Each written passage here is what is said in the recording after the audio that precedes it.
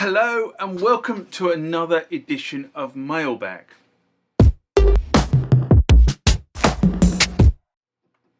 What is Mailbag? Well, Mailbag is a feature of the channel where you guys leave lots of comments on the channel and I attempt to answer those comments, or if I can't answer those comments, I throw it out to you guys who have more knowledge on some of this stuff than I do.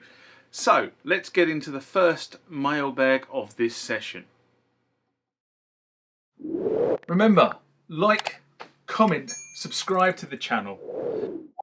Go over to Instagram and follow me there. Go over to Facebook, follow me there. That's where the normal notices are.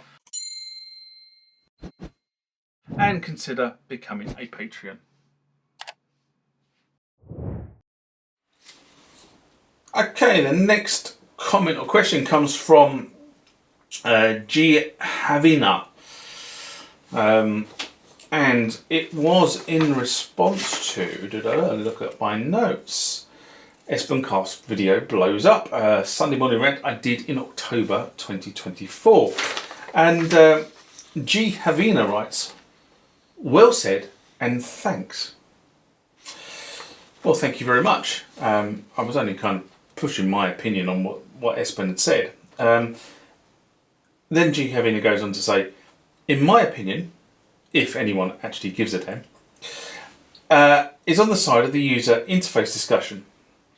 Being a 40+ year old IT professional, I really don't want to be bothered with a Windows or Mac computing environment to compose and create music on, or even deliver sound patches. I very much enjoy the physical experience of turning knobs and dials and switches. Right on. And having an LED welcome me to my home studio consistently puts a smile on my face. You know, I've got these sentiments completely because that's how I feel.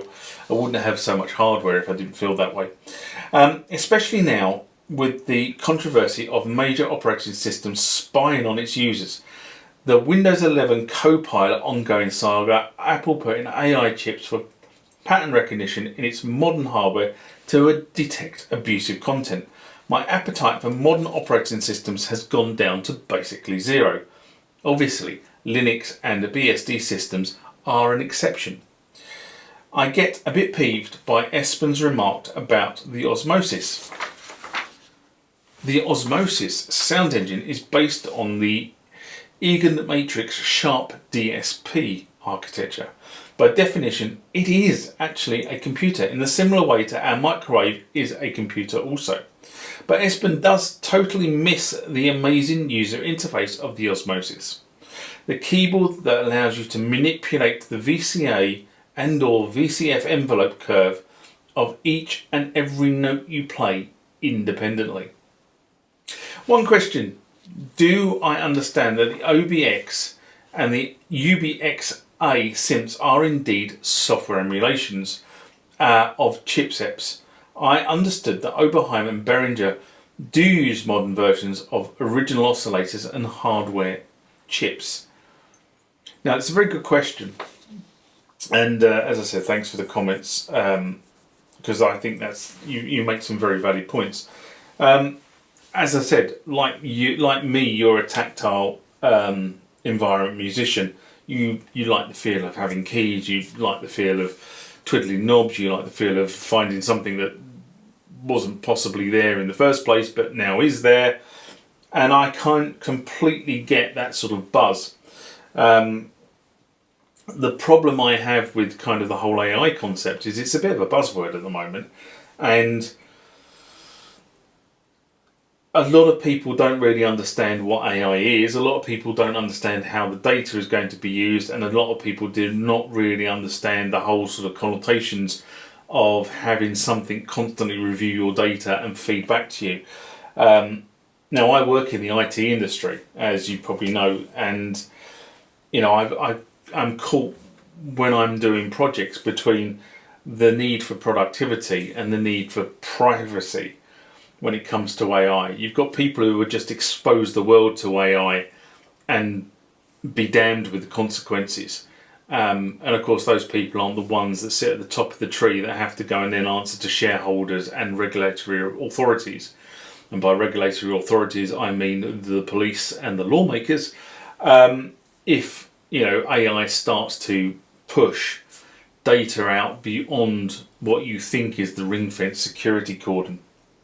Anyway, going back to the specific question about Behringer and Oberheim.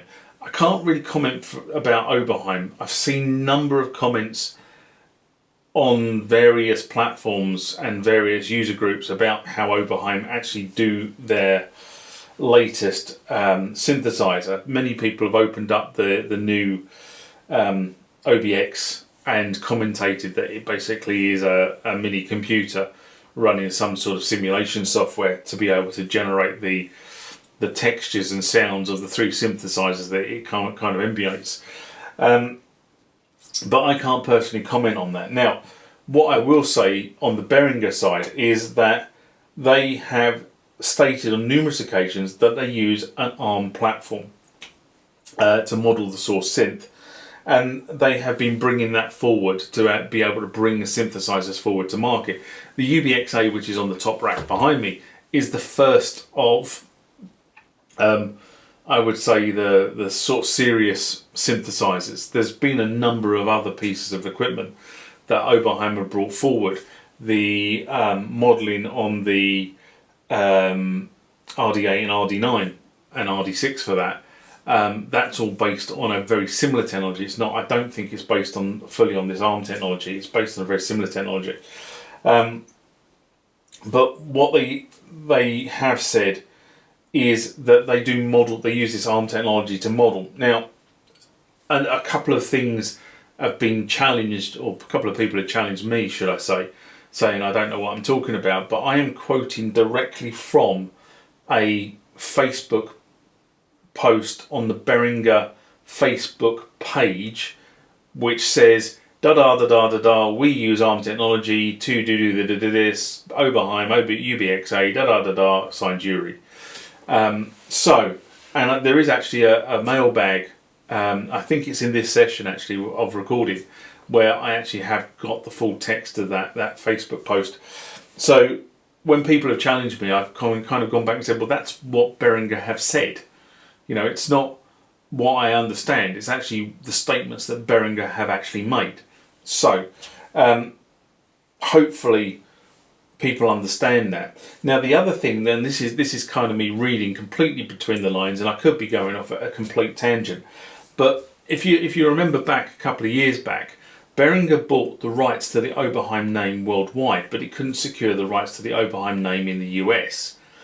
And then there was all of a sudden a deal done where Behringer gave Tom Oberheim his name back worldwide.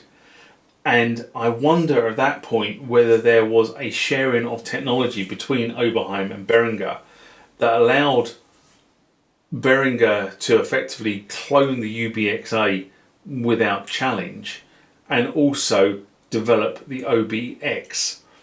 Now, that could be complete conjecture. It just seems very interesting that in the timeline, in the point of fact where everybody was at war, then everybody made up, everybody was then hugging each other, and all of a sudden we got two new synths turn up. It kind of lays into that. I don't know what the answer is. I really haven't got any evidence that says one way or the other, but that's a theory that I'm kind of running with at the moment.